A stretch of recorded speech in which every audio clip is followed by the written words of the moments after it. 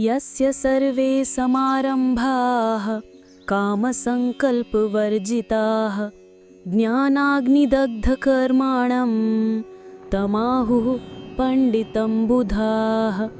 अर्थात जिसके संपूर्ण कर्म कामना और संकल्प से रहित होते हैं तथा जिसके समस्त कर्म ज्ञान रूपी अग्नि द्वारा भस्म हो गए हैं, उसे ही ज्ञानी जन बुधाः पंडित कहते हैं। यह श्लोक एक सच्चे पंडित की परिभाषा देता है। एक, कर्म की प्रकृति, काम संकल्प वर्जिताः। एक पंडित के सभी कार्य सर्वे समारंभाः दो चीजों से रहित होते हैं।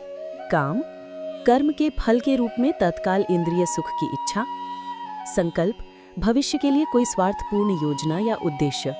इसका अर्थ है कि वे कर्म करते हैं लेकिन न तो तत्काल सुख के लिए और न ही किसी दूरगामी स्वार्थ के लिए, वे केवल कर्तव्य भाव से कर्म करते हैं। 2, कर्म का परिणाम, ज्ञानाग्निदग्ध कर्माणम। यह एक बहुत ही शक्तिशाली उपमा है।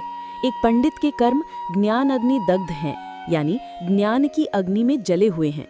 ज्ञान की अग्नि क्या है? यह ज्ञान कि मैं आत्मा हूँ, शरीर नहीं, मैं अकर्ता हूँ, कर्म प्रकृति के गुणों द्वारा हो रहे हैं।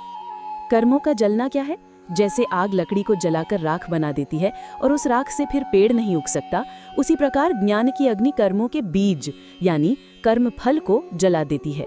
वह व्यक्ति कर्म तो करता है लेकिन उसके कर्मों का कोई बंधनकारी फल, अच्छा या बुरा, उत्पन्न नहीं होता।